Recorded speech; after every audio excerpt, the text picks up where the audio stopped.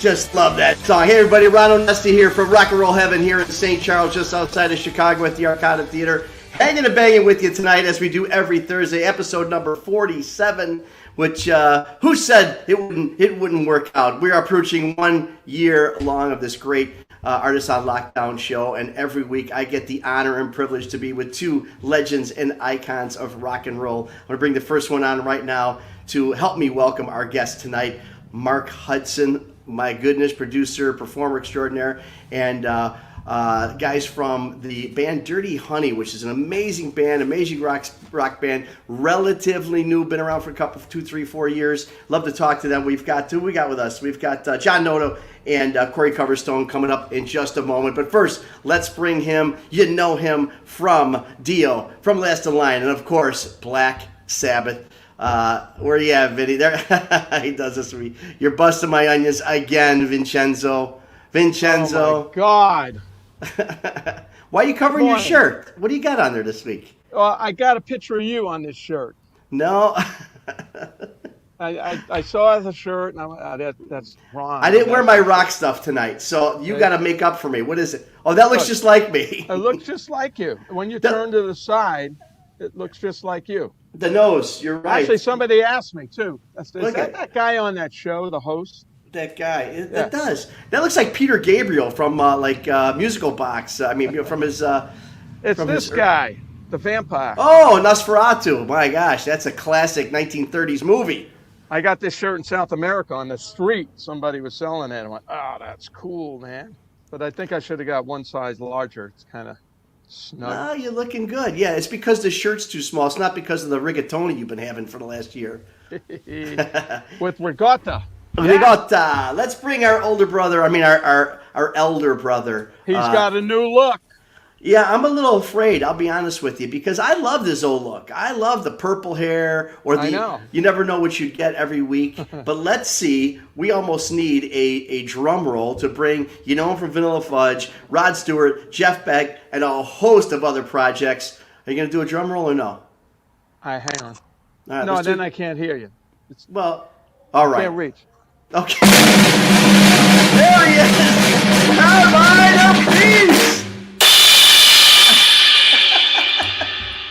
And my new look. Everybody's ears out. I stopped dyeing my hair, but I will have purple and black in it next week. But I gotta say though, it looks. I mean, you got it. It says it's probably the nicestly combed you've ever had it. I'm not combed. See, I just do this and that's it. Well, no, now it's not. No, that's what it does. So you're like, hey, you know what? It worked for Bob Barker. It's gonna work for me. I think that's where you went with this whole thing. No, right now it's in transition.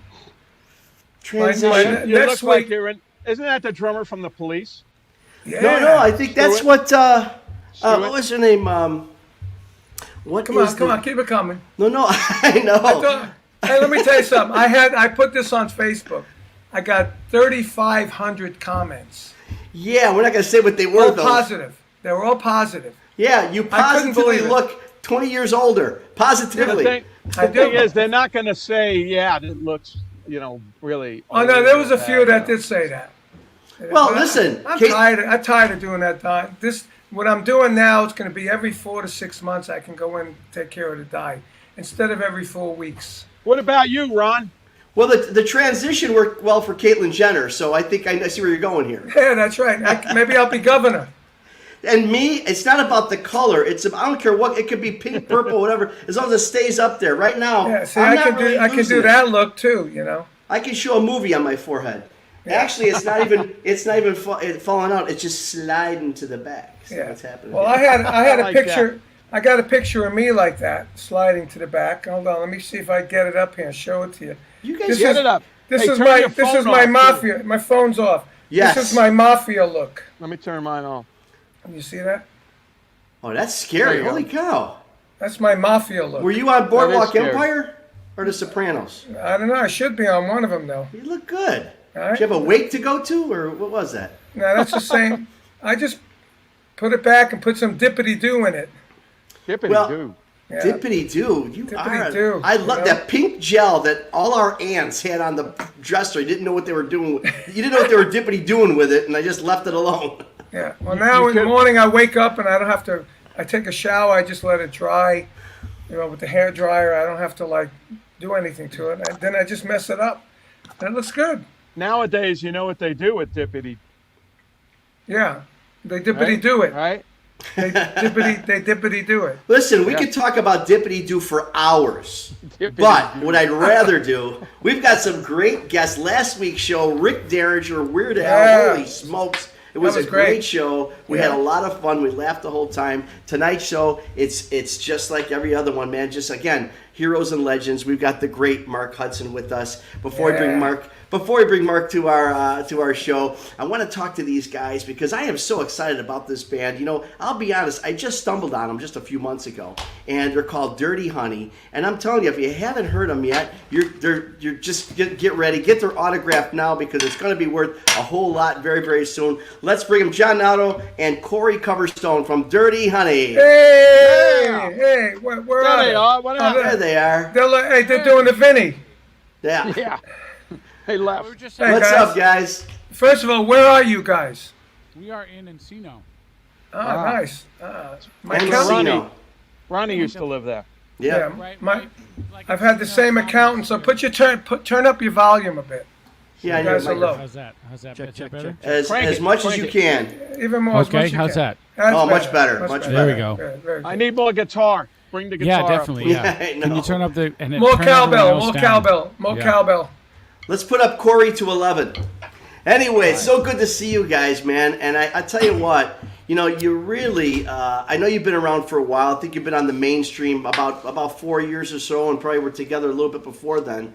That had to, COVID sucks for everybody, but you guys were rocking and rolling, and all of a sudden COVID hits. Yeah. It put you back about a step, didn't it?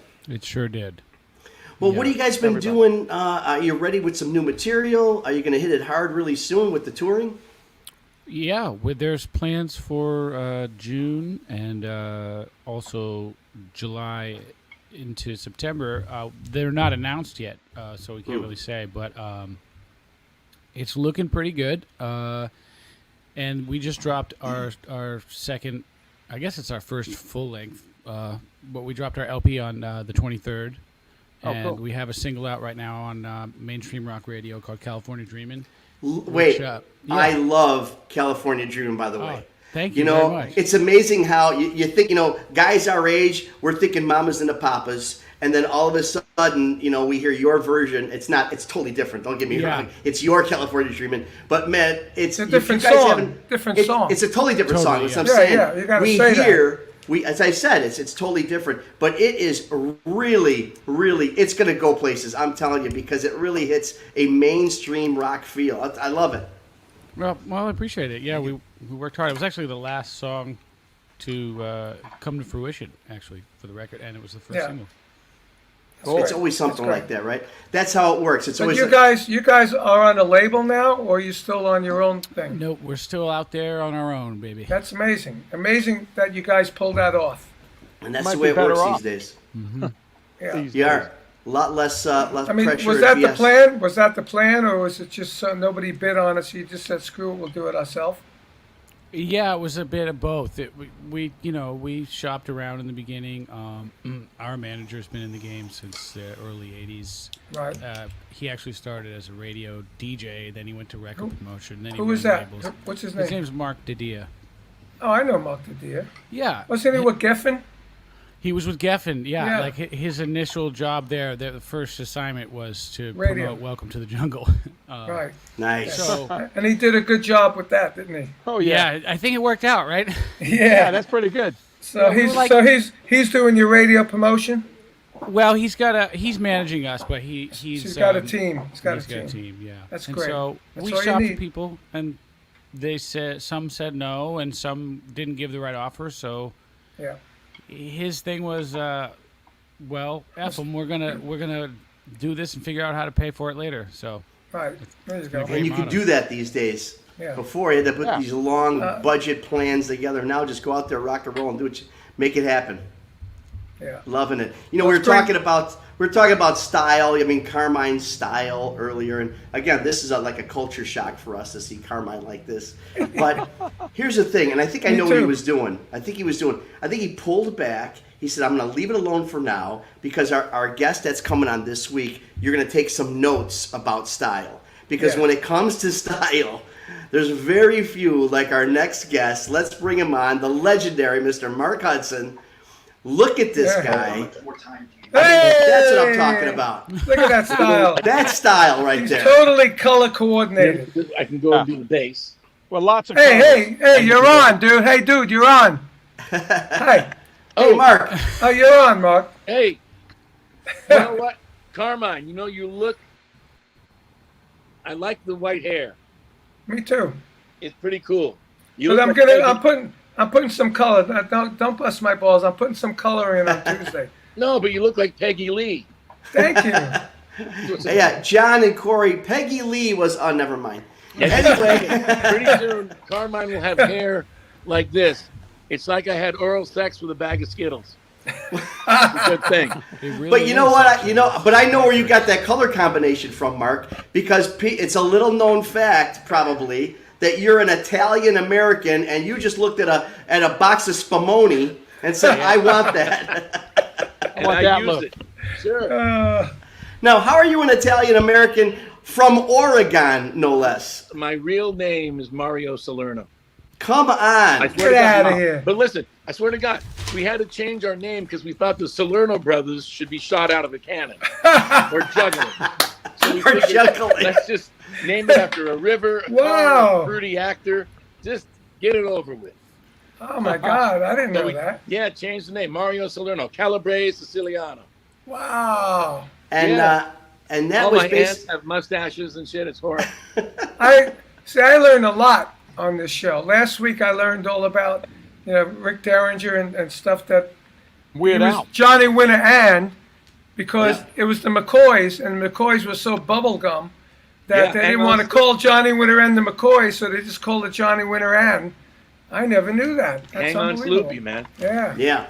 Well, you talk about bubblegum, Carmine, The Hudson brothers. Well, I mean, I think it kind of defined that. It wasn't a bad thing. I mean, it was something that really... You know what? You got to understand something.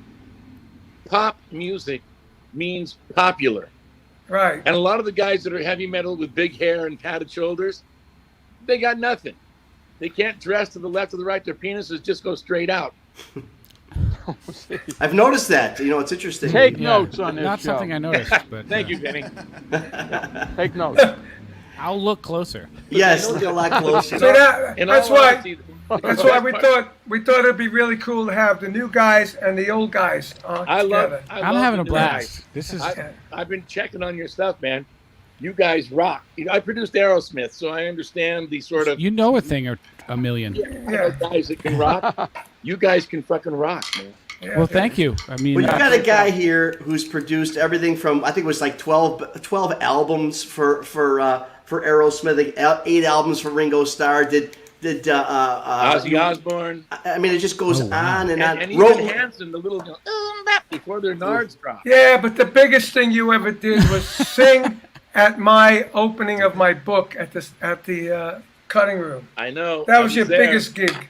I was It's a there, and I highlight. loved that gig. How fun was that? How Are you fun was kidding? that? It was a blast. Yeah, we had Paul Schaefer come in and play keyboard on one track, and The we had a best great part band. the best part about doing music is that it's free. And to Yeah. me, I think I don't care what you like, whether it's rap, jazz, country. A good song is a good song. Even That's true. that fuck that did Gangnam Style, the Korean guy, I don't know what he was saying, but good for him. Yeah, right. Take your Oh, money. yeah, I forgot about that. Yeah. You sure your Yeah, biggest gig? Mark, You sure your biggest have- gig? Go ahead. Is he having an earthquake over there? I know. You want some speedboat on some river? I'm Oh, sort of. God. We're in California. I'm a We're handheld cool. kind of guy. Yeah. You sure your biggest gig wasn't doing background vocals for Leif Garrett? That's In fact, a that big was the gig. scary part. Oh, That was my actually God. no, but you know what ended up Did you happening? do that? Yeah, but you know what happened? Because Wow. Leif had a little trouble singing. And Yeah, they that would- we they would- know. They would call in me and Ron Dante to come and do the I was made, and I was a studio singer. So even when you see Joni Loves Chachi, I was Joni and my brother Brett was Chachi. We Oh, my recorded God. those voices because we needed to make a living. Was that pre-Archie's, Ron Dante? Yeah, Ron Dante. Yeah, well, it was around the same time. Was he like a Bieber of the 70s? He was just no. He was a studio singer. No, I Leif, mean, Leif Garrett. Leif yeah. Garrett, sorry. Oh, yeah. Absolutely. Yeah. Absolutely. Leif was Big time. Big time. Yeah. He was on the cover of all those 16 magazines and Yeah. all wow. those Teen those Beat. magazines with their Well, you know, yeah, it was Teen weird Beat. with the Hudson brothers because each one of us had like my older brother Bill, who married Goldie Hawn, as in Kate Hudson, my niece. Oh, My nice. younger brother Brett was on Tiger Beat. Oh, wait a minute. Kate Hudson's your niece? Yeah. Yeah. And my wow, younger I didn't brother know Brett was with his shirt off. She on doesn't 16 tell anybody. No, I tell everybody. Are you kidding? No, she doesn't. She doesn't. I know. Well, I mean, I don't really She does know. she does the denying part. Yep. Right. When you got the last name, how can you deny it? True, But right? it was weird because my older brother Bill was charming. He was kind of like Clint Eastwood with a guitar. Mary's Goldie. My younger brother Brett, he had his shirt off on 16 magazine. I was just talented and well endowed. And that's the end of my story. See, back then, well endowed meant you had money. Not that That's a not totally that hanging different- straight No, and not one of those hanging straight Yeah, real right. penises. no, Yeah. I go to the left. Yep. To the left. Yeah. That's over. That's Real oversharing, men go I to know. the left. You know what? Rock and See, roll. I never know what I'm going to learn on this show. I just learned. I never knew that. So Yeah. did you have to change your name legally Yes. to Hudson on the license Yes. and passport No, and everything? Changed it legally. So nothing says the Italian name anymore. Salerno. No. It's still there. In fact, my publishing company is Salerno Songs. Ah, God, I love that. You can't There get you- rid of the name. It's Ah. just that, when you think of the Salerno brothers, shot out of a cannon or Yeah, juggling. yeah. Baking It's cookies. like Vinny's got a peachy music. There you go. Okay. Mine is my first kid, my Apathy first three letters. music. Apathy music. Apathy. Uh, Do you My- have to mine- do that when you say it?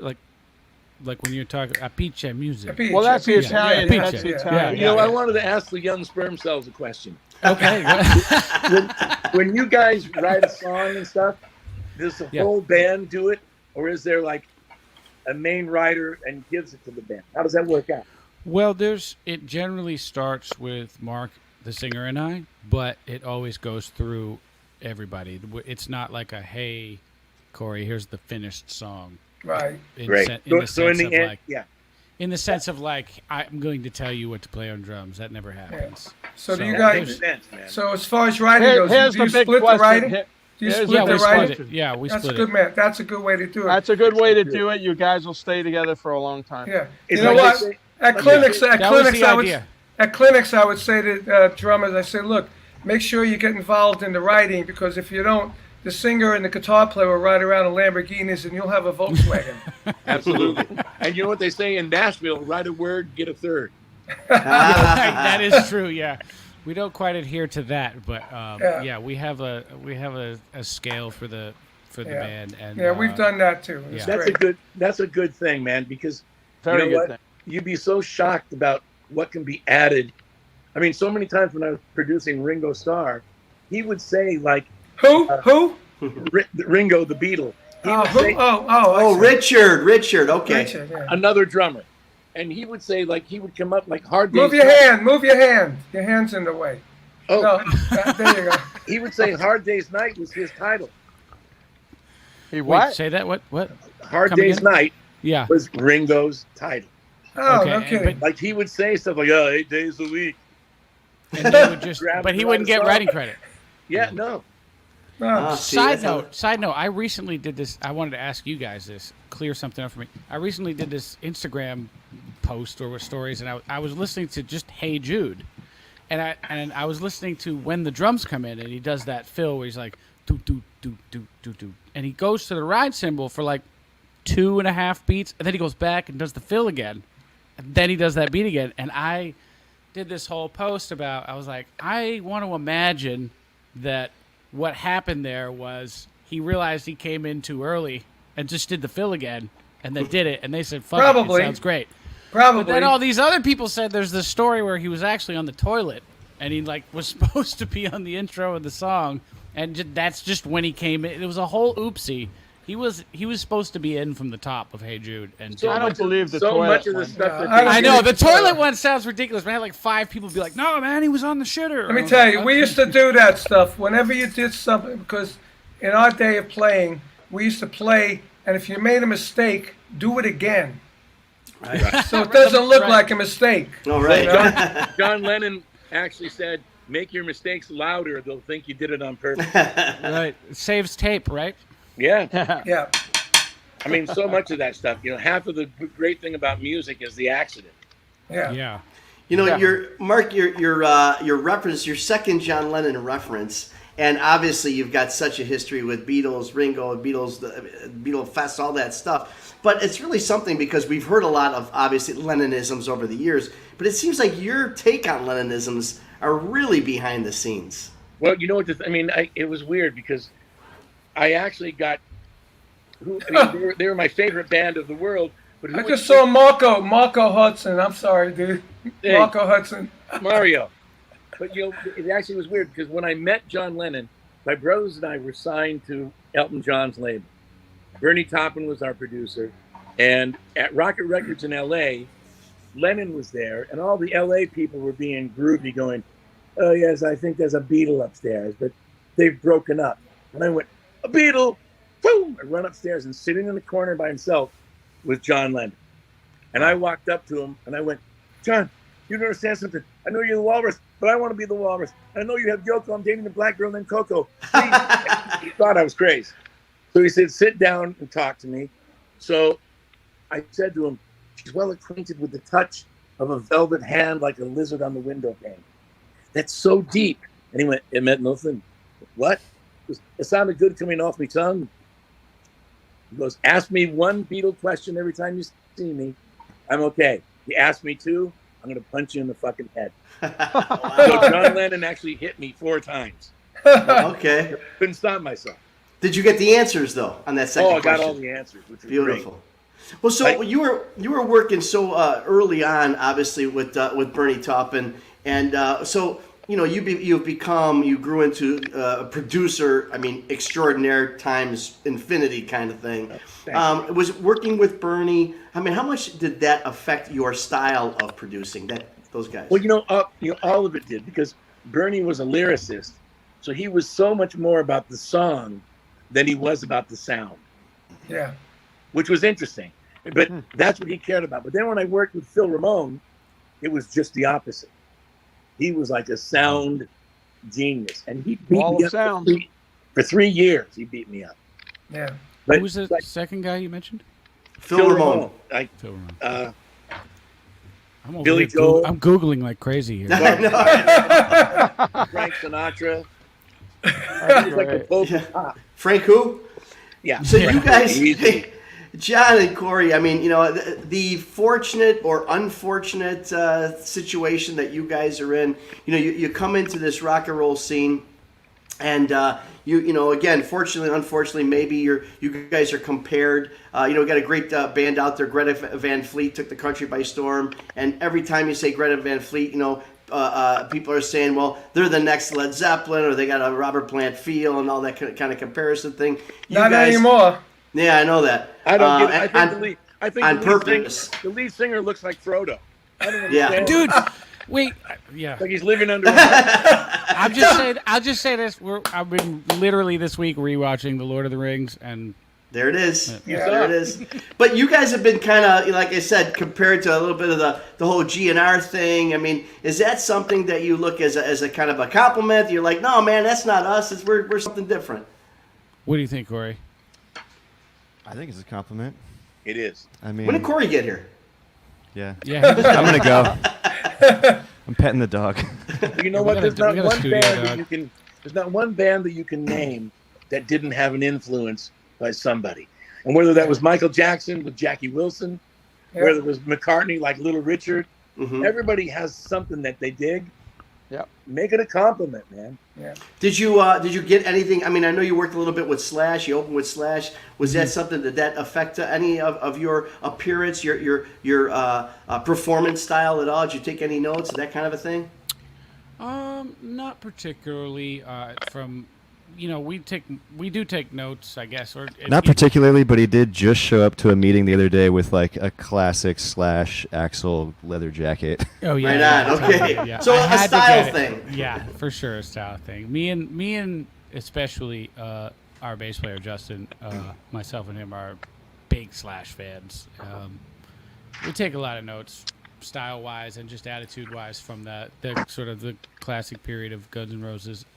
Our singer loves Aerosmith and Black Crowes from a style perspective a ton. I rock normcore pretty hard. Yeah, he's a norm. You guys know about normcore? What you know about normcore? What is that? What? Well, it's like a Meshuggah. Yeah, you're a Meshuggah fan, aren't you? I am a You're a Meshuggah Meshuggah. Corey is a Meshuggah fan. I know that for a fact. Yep. Normcore is just like t-shirt and jeans, sneakers. Oh.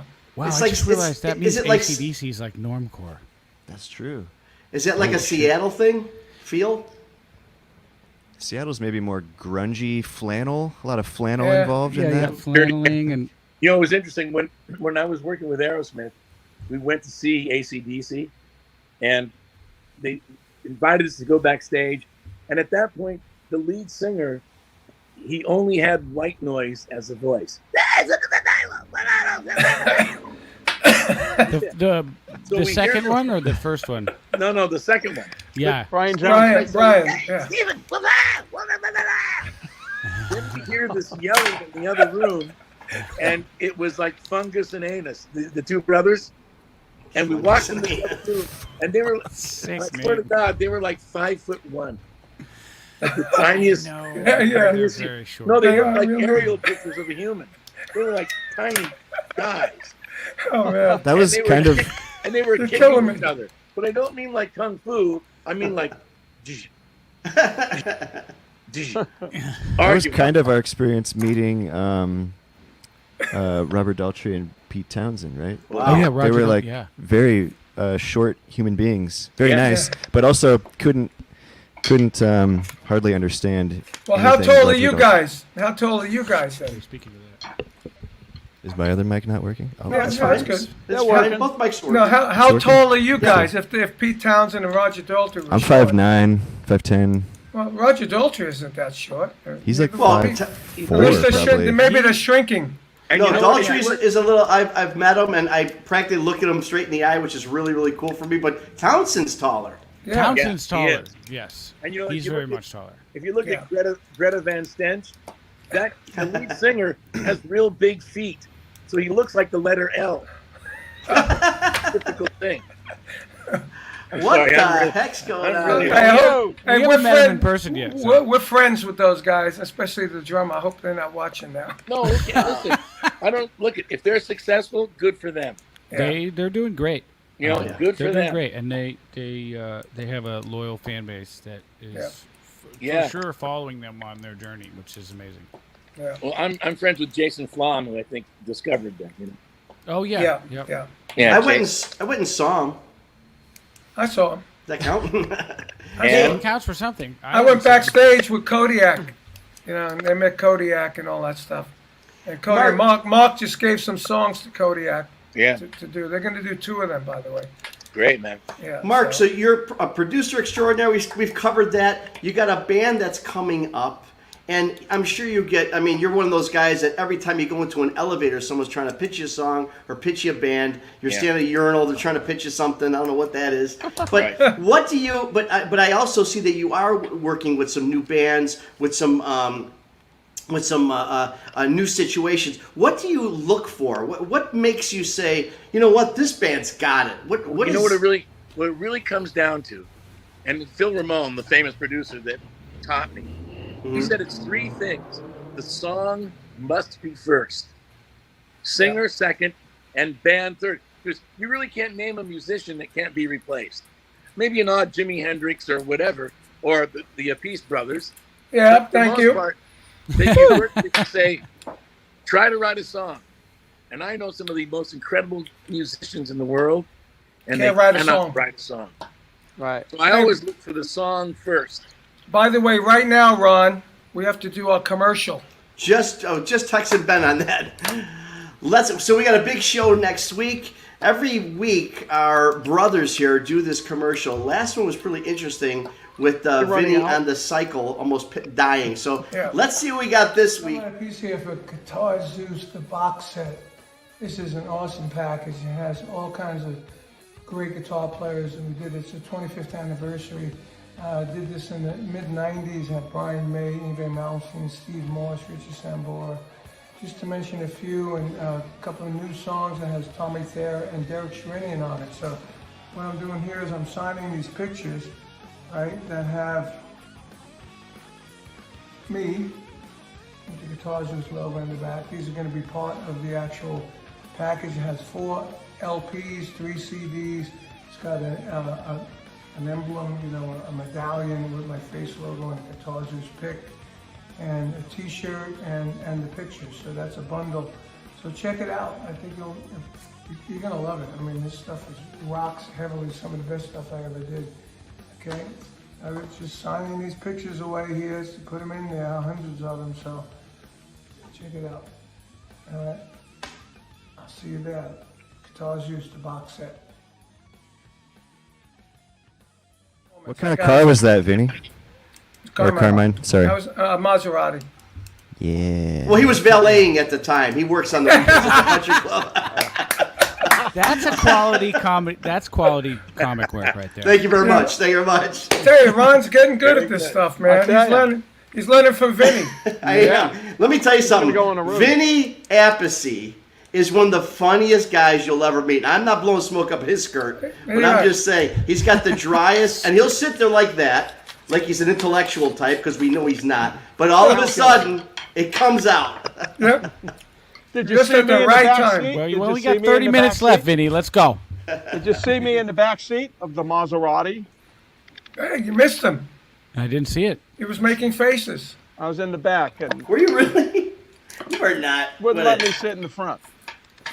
Wouldn't even let you sit in view. Yeah. He's still treating him like once a little brother, always a little brother. That's the deal. Well, you know, the thing is, you know, our people Wouldn't let me text drive it Vinny. either. Yeah, he's never been here yet. You know, I know. He won't come to Florida. He's afraid of our dog. Oh my gosh. Vicious hound of the Baskervilles. Mark, Boom. Mark, there's something that I saw was really, really cool. Can you talk a little bit about the 2005 Tears of Heaven thing that you produced? It was just like amazing combination of performers. Yeah, I was in England doing the X Factor with Sharon Osbourne when the tsunami hit, and she said we have to get some people to do a song.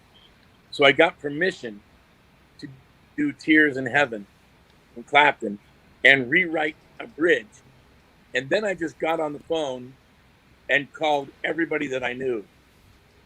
Elton John did it because of Sharon. Bernie. Rod Stewart came and did it. Gwen Stefani, she was married to that guy in Shrub. What was the band? Yeah. Shrub? No, Bush. it was Bush.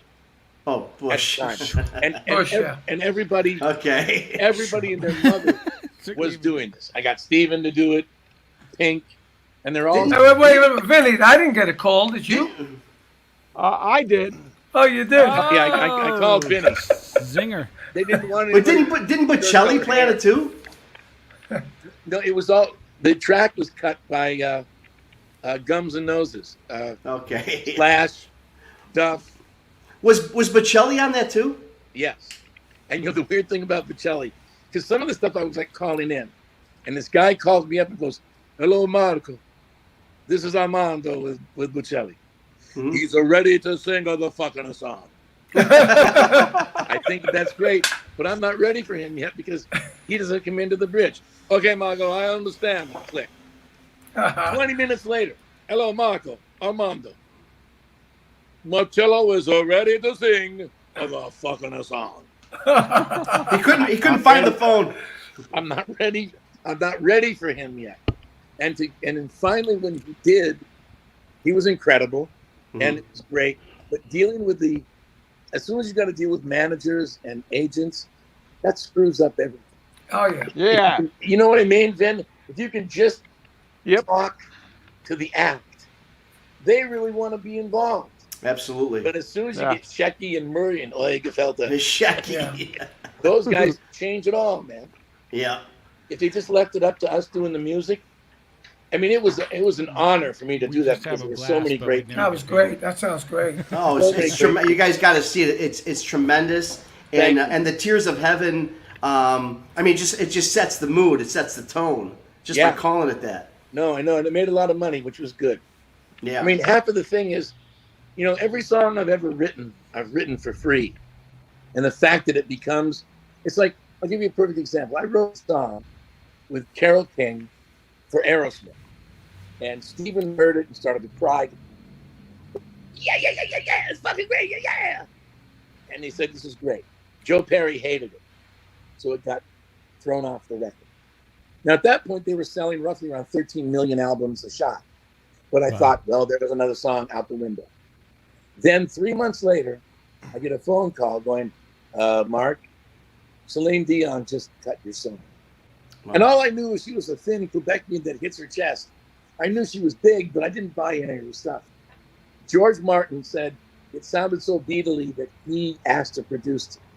So he produced the record. Wow. It ended up selling 24 million copies. It paid for my divorce, my penis extension. It paid for like a million other things. What song was it? It's called The Reason. It was on the Titanic record. Yeah. You are the reason I wake up. If you hear How it, much was the penis amazing. extension? I kind of like. no, That's my guilty pleasure. I can actually listen to Celine Dion, not all the way through. I can't adult contemporary myself for too long, but she. Right. But she is unbelievable. No, she can sing.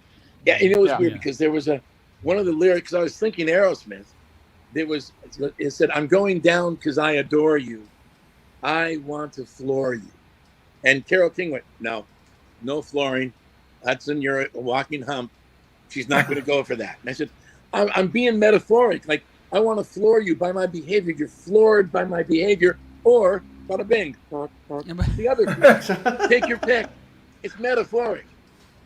Celine Dion. That was a little Charlie Callis there for you people out there. When we ended up meeting with Celine Dion, she walked up and real cute. She went, my favorite part? I want to floor you. It was her favorite line. And then I said to Carol, I said, Carol, don't fuck with the king. She went, I'm the king, you're the queen. Right. That's right. But was that if Aerosmith didn't accept it, was that before or after you wrote Living on the Edge for them? It was after. It was actually on. So you write Living on the Edge for Aerosmith. Wouldn't they take anything? If you burped, they'd say, okay, we'll record that. But remember, they're a band. And like you guys must know, when you're a band, everyone has sort of an opinion of what we should do. You talk it through. And Steven loved it. I think Glenn Ballard was producing at the time, who wrote Man in the Mirror, who produced the Alanis Morissette record. And he loved it. Steven loved it. And Joe Perry just said, I don't get it. So I watched it go out the window. But it's okay. You did 24 million. Yeah, anyway. I know. Yeah. So that's a failure that turned itself around. I'll use that example for when Mark loves a song and I hate it. Right. See, you got practical examples here. Yeah, you got to be able to get through that. I mean, obviously, as an outside songwriter, I was devastated. Mm-hmm. You know, Yeah, but then all of a Aerosmith, sudden they were selling 13 million. So then Dion sells 24. My divorce, my penis extension. I became a tripod after that. So you got all these legends and all these amazing, like, we're talking historic guys, John and Corey. I mean, you're talking rock and roll history thing here.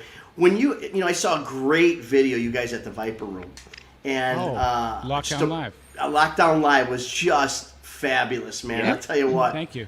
But you obviously, I'm sure they told you, of the history, of the Viper Room, not only inside the Viper Room, but on the sidewalk outside. I mean, all of that stuff about the Viper Room. Yeah. Did you feel anything? Do you feel you appreciated that history? Any of that connection to the Viper Room when you played it? Not particularly, but I will say that that was a big buildup of a question for that. Yeah, that was a good question. No. In that area, though, in Hollywood, there's the Viper Room, there's the Whiskey, and all those kinds of places. And I will say that playing at those types of places, for me, I grew up a huge Van Halen fan. My dad showed me all that stuff when I was really young. And so they had that one video. I can't think of the name of the song right now, but it was Sammy era. And they're doing the live show at the Whiskey, and the music video is like them there, and it shows the crowd. So being in that area and playing at a venue like that, it's kind of... It's like, oh shit, I'm at this place where Van Halen once was, or whatever, or near there. Yeah, for sure, that's cool. Well, I'm glad, because there's so much of that history and that legacy, those legacies there that kind of ooze out, and we'd love to have it's nice to see the next generation of rockers really like taking it in and feeling it. And I've talked to guys that have been on this show and some other guys just in my own world here that I ask them about that kind of thing, because they say that music, so much of music is, and Mark, you could speak to this, but so much of music comes from within. It comes from your feelings, your soul, all that juicy, gutsy stuff sometimes. And sometimes it's not, you just stub your toe and you write a song about it. But we'd like to think that some of the history and all the history that you experience has something to do with your songwriting. Yeah. Wow. I would add, actually, to stay on the Viper Room thing for a second. The reason it wasn't so nostalgic or whatever for me, I think, is because my first experiences there was playing a snare drum case as a bass drum and brushes on a snare for some singer-songwriter in that bottom room that smells like fish. The little one. Oh, God. They call that the fish room. And then they even had a problem with me using such a tiny little kit, because they were like, "This is an acoustic show. You can't have a drum set." I'm like, "This isn't a drum set. This is It's a drum see a case. kid here? So Drum. I'm playing a beer box. It's a drum and the case that I carried the drum in, and you have a problem. That's a good idea, using the case as the Heck bass yeah. drum. Heck yeah. Yeah, it worked out. I mean, Corey's for pretty that. innovative. The scary part of it is, as soon as it's usually not the musicians that are the problem. Mm-hmm. It's some guy that thinks he's running the place. Oh. Yeah. Becomes Some musician that didn't make it, and he's pissed off at the world because of it. Absolutely. Actually, it was really funny. The guy who did sound at the Viper Room, cool dude. Shout out to his name's Dish. He's a sort of ex-pro drummer, but he was like, he really played for real acts. And I was like, who did you play for, man? And the most hilarious answer ever. He was like, I was the 3rd, 7th, and also 11th drummer for Candlebox. Yeah, right. He's like, he toured with Pretty Boy Floyd and some other dudes, of that. The Hoobastank. Yeah. And some of those 90s things that went along with that. But that was the funniest answer I ever heard. Yeah. He's That's like, a I'm good serious. They called me back 3 times between 4 guys. Mark, I don't want to spend a whole lot of time on the Hudson brothers thing, because there's so much more about you, obviously. But I loved it. Okay, was that an original? Yeah. Was that an actual lyric, or was that thrown in? No. And So You're a Star. No, I did it. I wrote that song when my brother Bill started dating Goldie. So it was So You Are a Star, and Nobody Knows You Like I Do. Oh, so it was like, okay, I got it. Okay. Yeah, okay. Okay. I thought it was something you threw in. Like I do. And it was extremely Beatle-ish. Mm-hmm. And then later on, when I did a solo album, Ringo played drums on it. So it kind of came full circle for me that he played drums. And you know what? I've never heard a drummer play a song like Ringo Starr. Yeah. Yeah. He knows what to do and when to do it. Yeah. Yeah, I It's pretty wanted to amazing. ask We always said about- Ringo's the first drummer that I knew of that when he first came out, I wasn't really into him. I was into R&B and stuff, but later on I got to appreciate the fact that he made up drum parts. Yeah, He drum didn't just parts. play time. Fantastic. Yeah, he But didn't also, play. you know, he yeah. was also left-handed. So he Really? played a right-handed kit, left-handed. So he'd always lead, because I was a drummer too in the Hudson Brothers. He would always lead with his left hand. Right. So his drum fills took on a whole nother vibe. Yeah. So- yeah. They were those very drums- melodic and they're bouncy and melodic drum fills. You know. He knew when not to. He said, And- I'd wait for them to shut up, then I'd do a drum fill. Yeah. Well, you know, the whole TV thing, That's the the whole best TV way of that you guys were doing. I mean, we were talking about pop culture before, and you know, you see that you were appearing with like, you know, Captain Kangaroo, and then you Yeah. appear on the Love Boat, and then all the way full circle to Family Guy. I Yeah. mean, pop culture that from show. beginning to start. Well, Beginning you know to what the end. weird thing was? The fact that we were on TV actually destroyed our musical career. Because yeah. we started out as like a rock band, and we were kicking ass. And oh, what am I doing? Did I just lose something? Yeah, we were doing No, some no, you're great good. shit. And then when television came along, everyone was getting busted. The Monkees weren't real. The Partridge Family wasn't real. So they went, oh, who are those funny guys? But we were the other way around. They straightened our hair, they stuffed our pants, and we became like a television band. And it virtually took the music and didn't make it serious. Because But they did thought- people think that? But you guys were you accused somewhat of not being a real band, just like the Monkees, just like Partridge? We weren't, because when you saw us on the Johnny Carson show, we kicked ass because we could sing, we could harmonize beyond the Bee Gees. I got my own Robert Plant, Steven Tyler. I could scream. Carmine, you heard me do it. It's just like, what the fuck? Yeah. But then television. I remember you told me the story. He said they offered him so much money at the time that you couldn't refuse it. Couldn't say no. Couldn't say no. Well, how did you get onto the? I mean, it was obviously, I believe it was Sonny and Cher that broke you, right? Yeah. How did you get onto this? Because you wound up actually being the summer replacement show. Yeah, we were like regulars on the show from time to time. What ended up happening, we were at a party in Hollywood, and it's when Led Zeppelin tried to set Elton John on fire. We were at this party, and we were sitting there, and this guy sat down, started talking to us, and he found out we were brothers. And you know, we were cocky, and we were funny, and we were much better looking than I am now. And he thought, wow, that's great. And in walked Elton John in a pink satin suit with a satin afro wig. And we all said hello because we were signed to his label. Hi, Elton. And he goes into the other room. And then Led Zeppelin walks in. And they just reeked of coolness. All of them walked in. Went to the bar, took a drink. They leaned over and they saw Elton in the dining room. And Bonham said, hey, look, there's the poof. Let's set him on fire. And they took out their lighters and lit their lighters and started walking towards Elton. Wow. And he went like, ah! And he ran. They chased him. He jumped into the pool. And I'm thinking, wow, this is what rock and roll was like. Then the guy said, I think you guys are funny. Come to CBS and do a screen test. We went there. They liked it. Boom. The next thing you know, there we were. It took us 8 years to get there, but they thought it was overnight. But kind of destroyed the musical career because television wasn't ready. It was pre-MTV. Yeah. So virtually it's like, oh, those TV guys, as opposed to, well, they're a rock band that can really play. So it screwed it up. But you know, you live with it. I made up for it later on when I started songwriting for other people. You know, so. Yeah. And now, my God, if I could be a proud father for a second. My daughter, Sarah, he wrote Dark Horse for Katy Perry. Yep. And just the Grammy for Dua Lipa, Levitating. Wow. That's my kid. That's awesome, man. Yeah. So she's writing. I wrote her an email and said, Sarah, please keep writing hits. Pretty soon Dad's going to be in a diaper. I'm going to need him in the house. She can start taking care of me. But now they're all doing her music and it's pretty unbelievable. That's But good. she's she was, I mean, definitely one of the one of the most popular up and coming performers, and it was really cool to see her come into her writing chops age with Katie. I mean, amazing.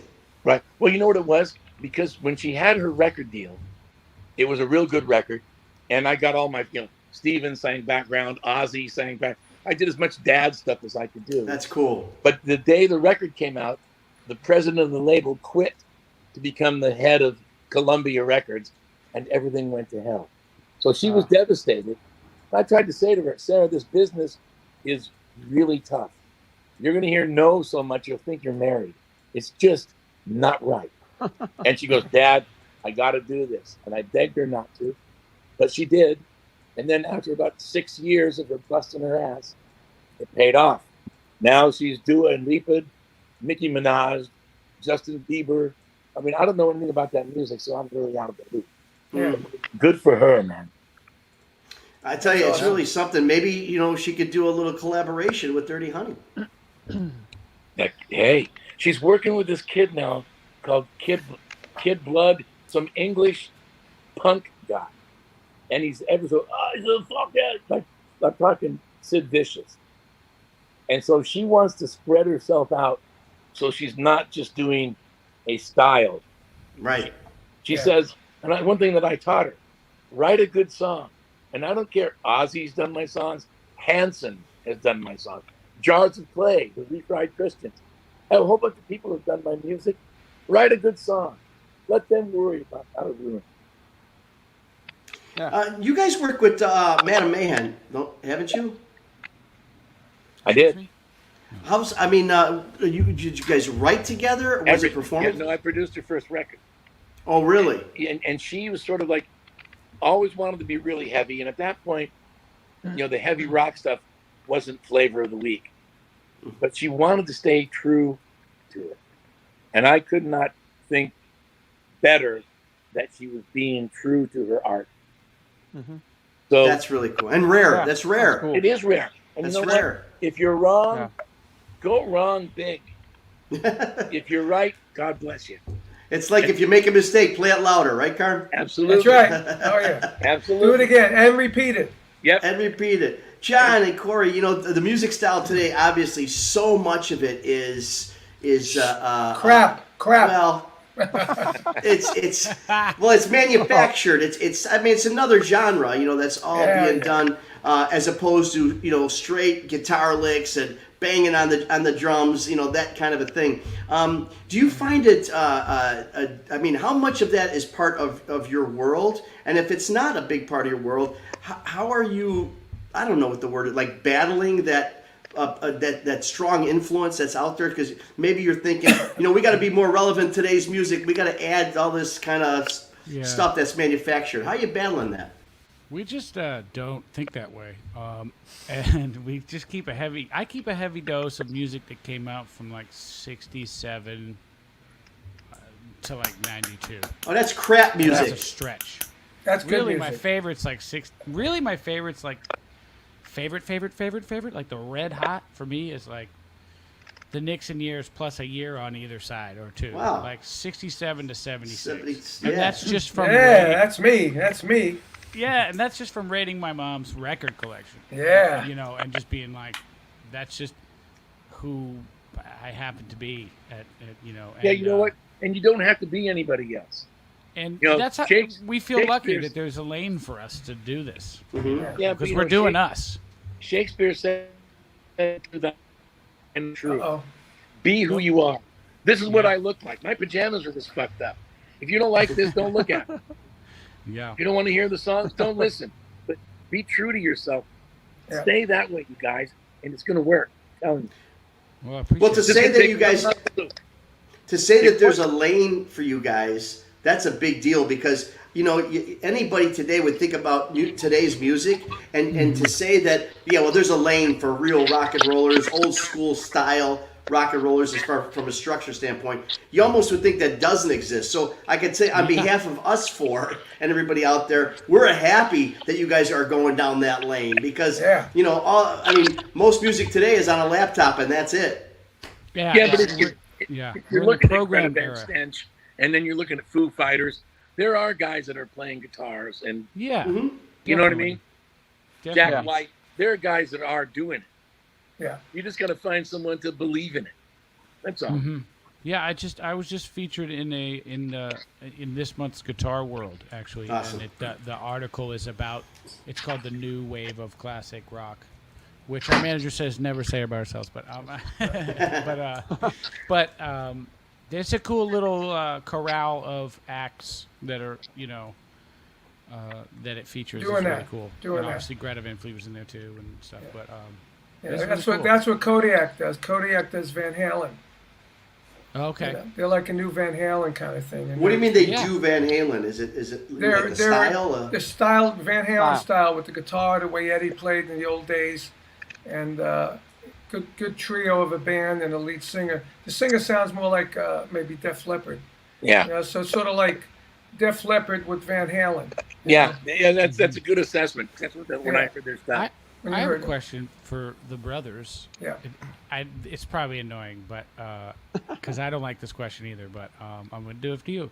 Do each of you have a record that you've done? I know you've done so many, but do you have a record that is the most special to you that you've done? Holy Diver. Yeah, that's a good one. I have it right here in my vinyl collection. Well, Yeah. that's easy for Vinny because he hasn't done as many as me. But But Don't I've done start. more important records than his.